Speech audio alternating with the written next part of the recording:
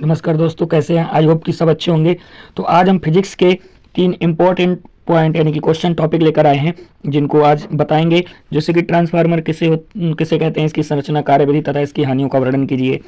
अगला है प्रत्यावर्ती धारा जनित्र या डायनेमो का वर्णन कीजिए। और फिर है चौक कुंडली का चित्र के माध्यम से समझाओ। तो ठीक है, आज हम बात कर रहे हैं। पहला प्रश्न है ट्रांसफार्मर किसे कहते हैं, इसकी संरचना, कार्यविधि तथा इसकी हानियों का वर्णन कीजिए।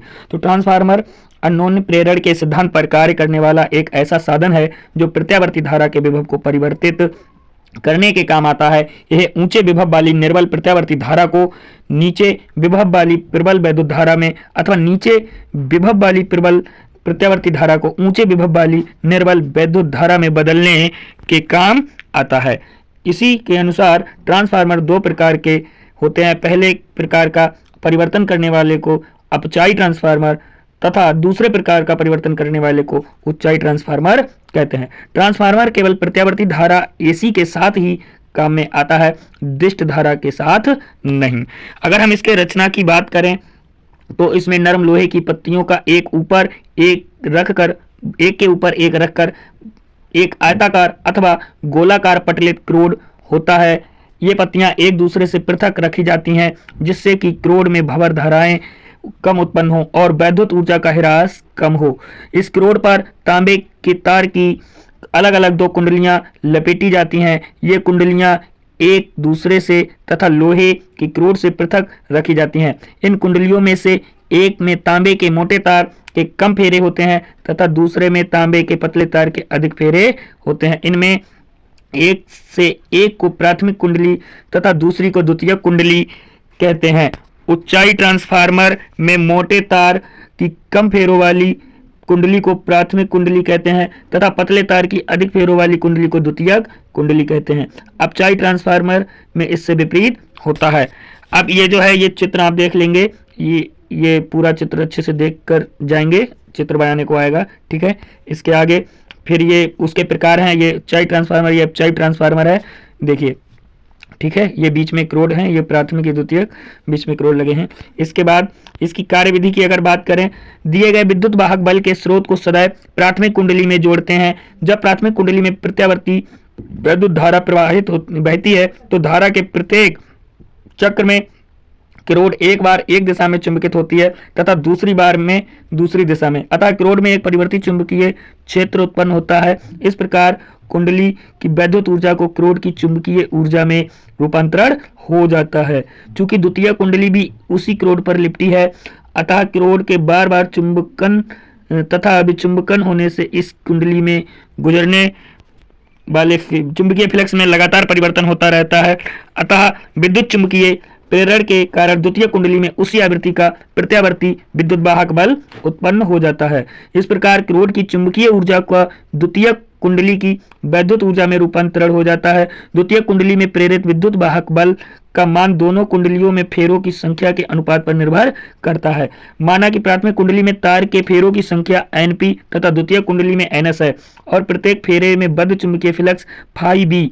यह मानने पर कि चुंबकीय फ्लक्स का कोई क्षरण नहीं होता, प्राथमिक तथा द्वितीय के प्रत्येक फेरे से बद्ध फ्लक्स समान होगा, तब फैराडे के विद्युत चुंबकीय प्रेरण के नियमानुसार प्राथमिक कुंडली में प्रेरित विद्युत वाहक बल EP बराबर माइनस NP डेल्टा φb बटे डेल्टा T होगा। अतः द्वितीय कुंडली में प्रेरित विद्युत वाहक बल ES बराबर minus NS delta φb upon delta T होगा। ठीक है, इसके बाद अतः ES बटे EP और NS बटे NP। ठीक है, यदि प्राथमिक परिपथ का प्रतिरोध उपछेदीय हो और उसमें ऊर्जा का ह्रास बिल्कुल ना हो तो प्राथमिक कुंडली में प्रेरित विद्युत वाहक बल EP का मान उसके सिरों पर लगाए गए विभवांतर BP के लगभग बराबर होगा। इसी प्रकार यह द्वितीय परिपथ खुला हो तो द्वितीय के सिरों के बीच विभवांतर BS उसमें प्रेरित विद्युत वाहक बल ES के बराबर होगा। इन आदर्श परिस्थितियों में BS अपॉन BP और ES अपॉन EP बराबर NS अपॉन NP बराबर R होगा। इसको आप अच्छे से देख के जाइएगा। जहां R को परिणमन अनुपात कहते हैं, उच्चाई ट्रांसफार्मर में R का मान 1 से अधिक तथा अपचाई ट्रांसफार्मर में 1 से कम होता है। ठीक है, अब ट्रांसफार्मर में ऊर्जा की हानियां देखेंगे। व्यवहार में द्वितीय कुंडली से प्राप्त ऊर्जा प्राथमिक कुंडली को दी गई ऊर्जा से कुछ कम होती है। इस कारण एक ट्रांसफार्मर में ऊर्जा की अनेक प्रकार की हानियां होती हैं जिन्हें पूर्णतः टाला नहीं जा सकता। ये हानियां निम्नलिखित हैं। जैसे पहली, तांबे में हानि। जब प्राथमिक कुंडली तथा द्वितीयक कुंडलियों में प्रत्यावर्ती धारा प्रवाहित होती है तो कुछ ऊर्जा तांबे के फेरों में ऊष्मा के रूप में क्षय हो जाती है। कुंडलियों में उत्पन्न ऊष्मा को अवशोषित करने के लिए कुंडली के चारों ओर ठंडी हवा तथा तेल प्रवाहित किया जाता है। उसके बाद है भंवर धाराओं में हानि। ट्रांसफार्मर की लोहे की क्रोड में भंवर धाराएं स्थापित होने से भी कुछ ऊर्जा ऊष्मा के रूप में क्षय हो जाती है। इस हानि को ट्रांसफार्मर की क्रोड को पटलित करके कम किया जा सकता है। फिर शैथिल्य हानि। प्रत्यावर्ती धारा के प्रत्येक चक्र में लोहे की क्रोड चुंबकित तथा विचुंबकित होती है। इस प्रक्रिया में ऊर्जा ऊष्मा के रूप में क्षय होती है और इस हानि को कम करने के लिए क्रोड ऐसी चुंबकीय मिश्र धातु का बनाते हैं जिसके लिए शैथिल्य लूप का क्षेत्रफल कम से कम हो। ठीक है। उसके बाद फ्लक्स हानि। प्राथमिक तथा द्वितीय कुंडलियों का युग्मन कभी भी पूर्ण नहीं होता, अतः प्राथमिक जनित संपूर्ण चुंबकीय फ्लक्स द्वितीय से नहीं गुजरता। ठीक है। ये एक प्रश्न हमारा कंप्लीट हो गया और अगला प्रश्न हमारा है प्रत्यावर्ती धारा जनित्र अथवा डायनमो। ये भी इंपॉर्टेंट क्वेश्चन है, अच्छे से तैयार करेंगे। तो विद्युत चुंबकीय प्रेरण की क्रिया को सबसे महत्वपूर्ण उपयोग विद्युत जनित्र अथवा डायनमो में किया गया है। यह एक ऐसी विद्युत चुंबकीय मशीन है जिसके द्वारा यांत्रिक ऊर्जा को वैद्युत ऊर्जा में बदला जाता है। ये लाइन का आप विशेषकर ध्यान रखेंगे कि जिसके द्वारा यांत्रिक ऊर्जा को वैद्युत ऊर्जा में बदला जाता है। प्रत्यावर्ती धारा को उत्पन्न करने के लिए प्रत्यावर्ती धारा डायनमो तथा दिष्ट धारा को उत्पन्न करने के लिए दिष्ट धारा डायनमो का प्रयोग किया जाता है। ठीक है। इसके आगे सिद्धांत इसका जो है वो पढ़ेंगे। जब किसी बंद कुंडली को चुंबकीय क्षेत्र में तेजी से घुमाया जाता है तो उसमें गुजरने वाली फ्लक्स रेखाओं की संख्या में लगातार परिवर्तन होता रहता है जिसके कारण कुंडली में वैद्युत धारा प्रेरित हो जाती है और कुंडली को घुमाने में जो कार्य करना पड़ता है अर्थात यांत्रिक ऊर्जा व्यय होती है वही कुंडली में वैद्युत ऊर्जा के रूप में प्राप्त होता है। इसकी अगर रचना की बात करें तो क्षेत्र चुंबक ए एक शक्तिशाली चुंबक NS होता है। इसके द्वारा उत्पन्न चुंबकीय क्षेत्र की बल रेखाएं चुंबक के ध्रुव N से S की ओर होती है, यानी कि ये N है और इधर S है तो ऐसे होंगी, N से S की ओर होती हैं। फिर आर्मेचर चुंबक के ध्रुवों के बीच में पृथक्कृत तांबे के तारों की एक कुंडली ABCD होती है जिसे आर्मेचर कुंडली कहते हैं। कुंडली कई फेरों की होती है तथा ध्रुवों के बीच क्षैतिज अक्ष पर जल के टरबाइन से घुमाई जाती है। ठीक है। आगे है सर्पी वलय तथा ब्रुश। कुंडली के सिरों का संबंध अलग अलग दो तांबे के छल्लों से होता है जो आपस में एक दूसरे को स्पर्श नहीं करते और कुंडली के साथ उसी अक्ष पर घूमते रहते हैं। इन्हें सर्पी वलय कहते हैं।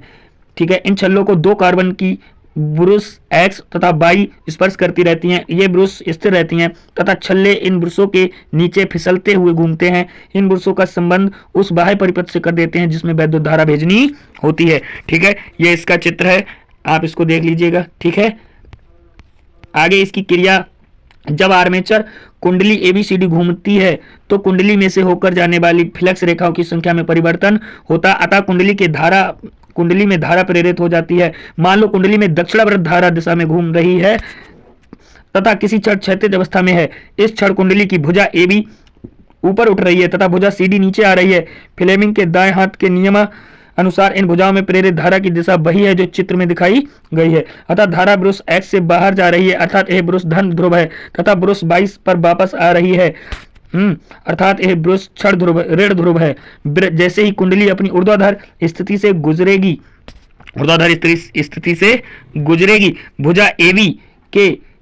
भुजा AB नीचे की ओर आने लगेगी तथा CD ऊपर की ओर जाने लगेगी। अतः अब धारा ब्रुश 22 से बाहर जाएगी तथा ब्रुश X पर वापस आएगी। इस प्रकार आधे चक्कर के बाद बाह्य परिपथ में धारा की दिशा बदल जाएगी अतः परिपथ में प्रत्यावर्ती धारा उत्पन्न होती है। ठीक है। अब है चोक कुंडली कि चोक कुंडली किसे कहते हैं, चित्र के माध्यम से समझाओ। इंपॉर्टेंट है, परीक्षा की दृष्टि से आप अच्छे से तैयार करेंगे।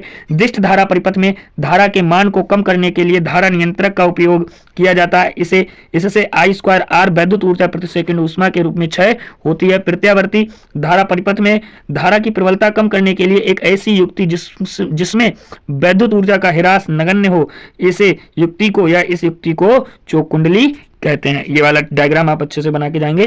ठीक है। धन्यवाद।